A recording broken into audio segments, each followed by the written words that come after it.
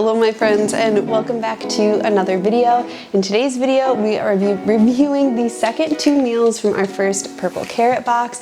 We will be making the braised butter beans and the black bean tacos. So if you're interested in seeing how those two meals turned out, stick around for the video. And if you're interested in trying out purple carrot for yourself, you can click the link in the description box below to get 50% off your first 4 boxes in January. So let's get cooking. Jumping right into these black bean tacos. I was really excited to make these because of the sauce combination, the rojo sauce and the mango chutney. So let's get into it. So the recipe was very easy to follow. First things first, I chopped up all of the veggies and then got the onion going in the pan because this does say charred. So you do want to cook the red onion for quite a bit. I would recommend using a non-stick pan for this. It did take a little bit longer for me to do it just because this pan doesn't do super high heat, but once the onion was done, adding the garlic in, cooking that down until it starts to get some color, adding the beans in, tossing those a little bit, chopped jalapeno. I did remove the seeds and membrane because I'm not a super spicy girl, and this was not very spicy. I definitely think the sweetness from the mango chutney balanced out the spiciness from the jalapenos and the sauce, and then cooking that down. And the recipe said to mash the beans with a fork. I would probably recommend smashing some of them first before putting them in the pan. I just used a jar because I don't want to scratch my nonstick pan, but it was fine either way. I did end up cooking this a little bit longer than the recipe recommended just because I wanted it to be a little less drippy. And then I heated up the corn tortillas in the microwave. These corn tortillas were very good. They were nice and thick and sturdy, and they didn't break apart, even with like a saucy filling. Like I was really impressed by the corn tortillas. They were super flavorful by themselves, and they didn't rip apart. So I'm assembling 3 of the tacos, which is 1 serving for this meal, adding the black bean mixture along with some of those charred green purple onions, and then topping that off with cilantro. I do wish there was a little bit of lime to go on top of this. I think that'd be really good, but look at the avocado. I was so stoked. This avocado was beautifully ripe, and I did make this later in the week, so I had the avocado for quite a few days, so I was really glad that it stayed nice and fresh, and it was really ripe by the time I wanted to make this dish.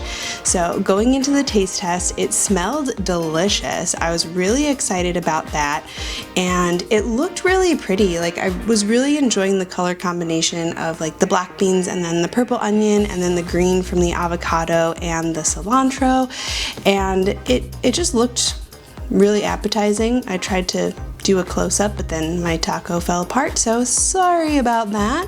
But going in for the taste test, it smelled really good. I really did like the combination of the cool avocado and the warm bean mixture.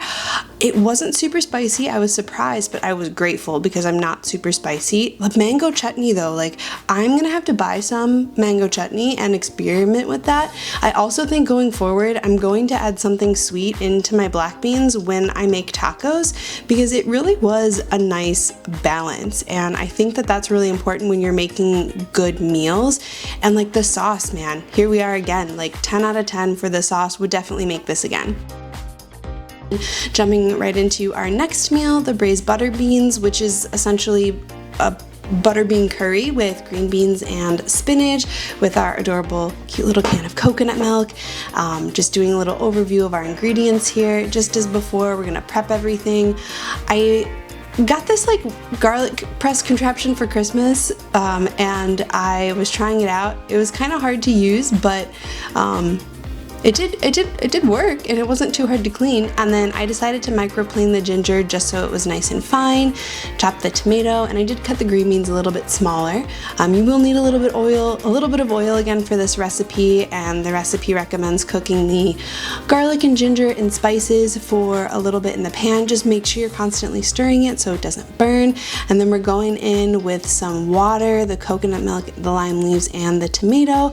Give that a nice stir, bring that up to a boil and then reduce it to a simmer. And then here the recipe said to add the beans and the spinach at this point, but I did not add the spinach because spinach wilts down in like 2 seconds. So I actually let this cook for about 15 minutes before adding in the spinach, just to kind of help the flavors develop, and then folded in that spinach, and as you can see, it wilted down super quick. Added in the lime juice for the finishing touch, and then I just microwaved the rice. I'm not really a big fan of this type of like instant rice. I feel like the flavor's off a little bit, so like it's not my favorite, but that's just me. And then I just plated it up. So I added the rice in half and then the curry in half. The recipe didn't say to remove the lime leaves, but you definitely want to remove the lime leaves before you eat that. Eating those is not delicious. So remove the lime leaves, top it off with some cilantro and a squeeze of lime. I would say that like this wasn't super flavorful. It looked really pretty, it smelled really good. I definitely added a lot more salt than I thought I was going to need to, and some black pepper. It does say to add some in as you're cooking, but doesn't really give you a recommended amount.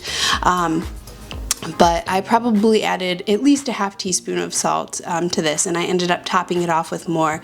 The flavor wasn't bad. It definitely had a good flavor. It was very cumin forward, and I'm not a super big fan of that. I probably would have just been happy replacing it with just curry powder for my personal taste, but overall, like it was good. I probably wouldn't make this one again though, but it was still good. Alright my friends, that is a wrap on today's video. I hope you enjoyed this recipe review from Purple Carrot. Again, if you're interested in trying any of these meals yourself or checking out a subscription, if you are needing some new meal inspiration, click the link in the description box to get 50% off your first 4 boxes with Purple Carrot for the month of January. And if you are new to this channel, I just want to say welcome and thank you to everyone for sticking it out to the end of the video. If you found this video useful and want me to review more products, let me know in the comments section below. Don't forget to hit that like button, subscribe if you're new, and I can't wait to see you in the next video. Bye for now.